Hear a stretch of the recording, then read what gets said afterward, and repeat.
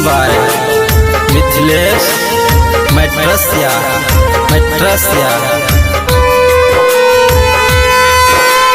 अभी आप सुन रहे हैं जय माँ काली रिकॉर्डिंग स्टूडियो फुलपरास चौक से। माता रानी हमरा अंगना कोहिया एबै, कोहिया एबै अहाँ बिना लगैया सुना घर अंगना घर अंगना आके दिया आशीष हमरा सर पे हाथ ये माँ सर पे हाथ ये अहाँ बिना लगैया सुना घर अंगना ये घर अंगना।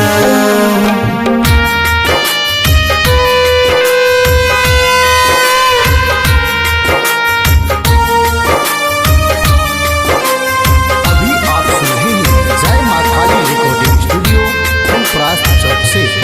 पीठ पाछू लोग हमरा हंसैया हम बेटा अहाँ के तकियो कने।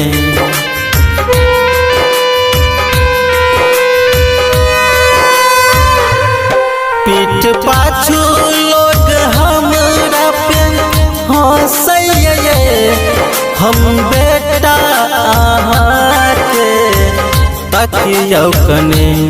हम निर्बल अधम ज्ञानी छियै माँ ज्ञानी छियै अहाँ बिना लगैया सुना घर अंगना ये घर अंगना।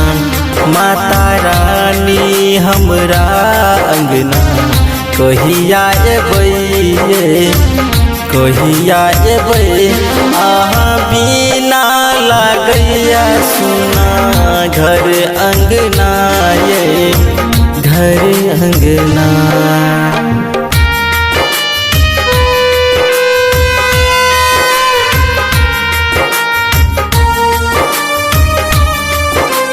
अभी आप सुन रहे हैं जय माँ काली रिकॉर्डिंग स्टूडियो फुलपरास चौक से।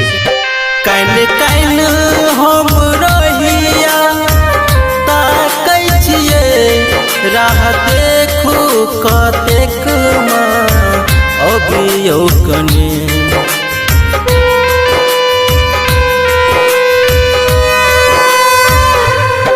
कैन कैन हम रहिया ताकै छियै राह देखू कतेक माँ अभियो कने। करू हमर उधार दिया भक्ति के दान ये भक्ति के दान अहाँ बिना लगैया सुना घर अंगना ये घर अंगना। माता रानी हमरा अंगना कोहिया एबै, कोहिया एबै अहाँ बिना लगैया सुना घर अंगना ये घर अंगना। जय माँ काली रिकॉर्डिंग स्टूडियो फुलपरास चौक से। 91 13 90 67 65।